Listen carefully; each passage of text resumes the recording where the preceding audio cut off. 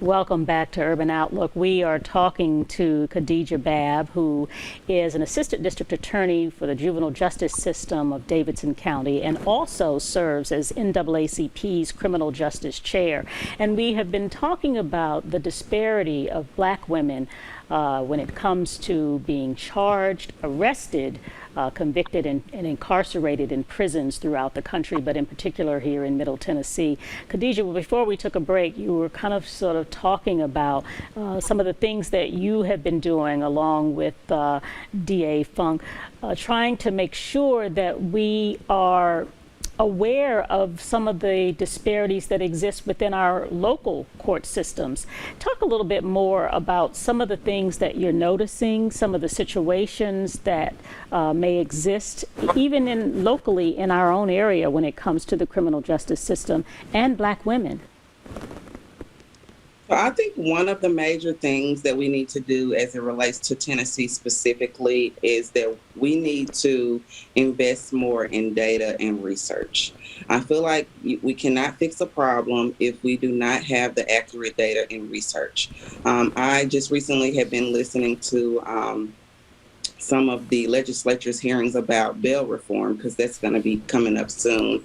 And a large portion of the issue is that we don't have the research to say whether if we need to fix this, then what does the research say about us fixing these things?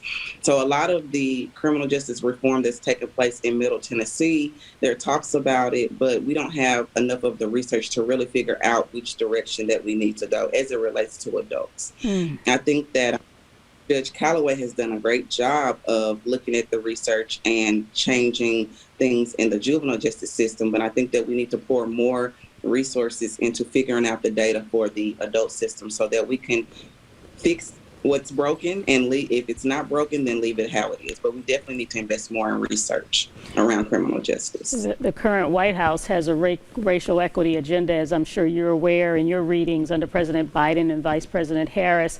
And there's an attempt to adjust some of these systemic racism and inequity problems in America, including ending private prisons is one of the things that has been discussed. Is this a possible solution? I think that ending private prisons is a possible solution, but I think that in order to minimize crime, people just need to feel a part of the community, and feeling a part of the community comes along with being able to vote.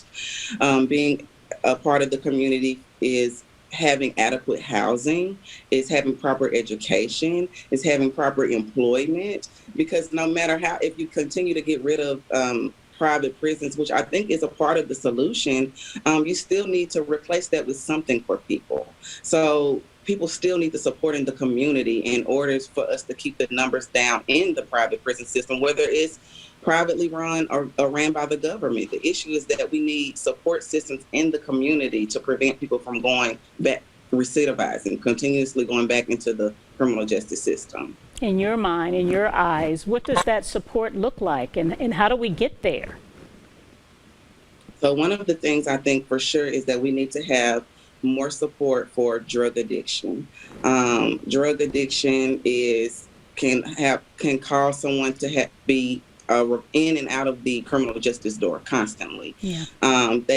It can break ties with family. It can cause you to lose your children. So we definitely need more support for people that have drug addictions. Also mental health. Mental health is huge. I don't think that in our community, in the Black community, I know that when I was coming up, it was kind of a stigma to seek out therapy. So I think we need to change our views around what it means to seek therapy and to get mental health, and don't be ashamed of it. And so we need more mental health support in the community. And then employment and housing. It's so difficult. I think of one scenario. You have a single mom with children. Say her husband or her children's father gets out of jail. And if she's living in government subsidized housing, it's probably a likelihood that man can't come back to live with his family. Right. So now the other support system is in a situation where they can't even stay there. So we need to change some of our rules and thoughts about people who are justice involved and returning citizens, and how we can incorporate them back into the community so they'll feel a part of the community. And if they sneak and they house that person there, with that criminal record in the home without making anybody aware, then they risk losing housing altogether, correct? That is absolutely true. That is absolutely true. And put your children in a situation where they can possibly go into foster care if you're moving house to house. So that's definitely an issue with incarcerated parents in general, whether it's a woman or a man.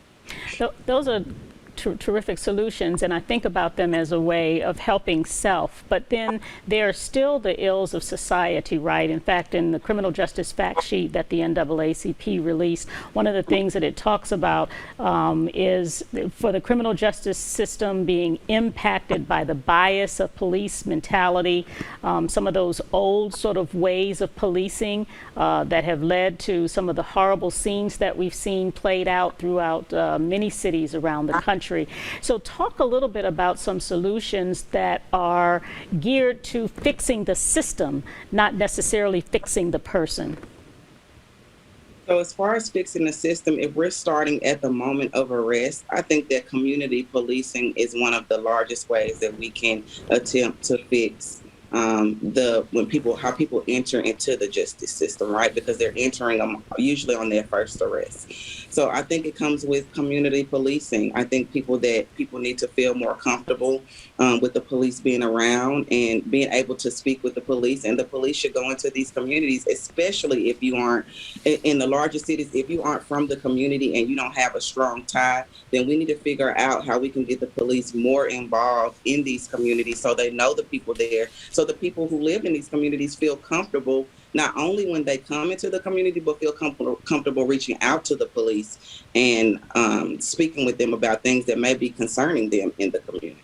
So I think we really need to start with a community policing model. And I know that here in Nashville, Chief Drake has made some steps toward that community policing model. And I think also, that comes with training on bias. We have to continue to train on bias so people can understand they might have inherent bias that is affecting the way that they police. Or even, as district attorneys, we have a yearly bias training, racial bias training. And so we have to understand how our own personal experiences may affect the way that we are negotiating deals when we're doing our job. Going back to some of those old school things we used to do back in the day, right? The community policing, the officer friendly. But have we gotten beyond that? Because it seems like the relationship between police officers, police departments, and communities is just so far beyond where it used to be. How do we get back to some of those very basics that we're talking about with community policing? How do we get people to trust each other again with such so many incidences of violence between police and citizens? So I think one key way is definitely starting within the school, starting with the children when they're young and changing their mindset about what it means to have a relationship with the police. I think that is one of the major ways that, having SROs in the school, building relationships with the youth, actually taking time to get to understand them. And I don't think that's just police as far as it relates to just understanding the youth. I think that we need to take time to understand the youth in general. So that's the first step, is that first initial, contact when they're coming into school and they first see a police officer. Let's make it about speaking with this officer, the officer getting to know the youth rather than what they've heard on TV or saw on social media, or maybe even learned at home. Because we know that a lot of our young Black and brown children are growing up in impoverished areas and oftentimes have been traditionally over policed. But I do not think at all that we are too far to where the community relationship with the police is strained. I also think that you need that middle piece. You need a organization that's from the community who can help bridge that gap between the police and the community. And we have to have town halls. We have to sit down together and be able to listen to one another. I'm on a few task force here at Juvenile Court where the police are involved, and it's a bunch of different it's a bunch of different people that are involved in the local government. Yeah. But what I've come to find out is police have great programs that we don't even know about. Just need to get together and do it together, don't we? Well, thank you so much, Khadija Babb, NAACP Criminal Justice Chair and also Assistant District Attorney of the Juvenile Justice System in Davidson County. We thank you so much for so much information that you share. We'll see you again next time.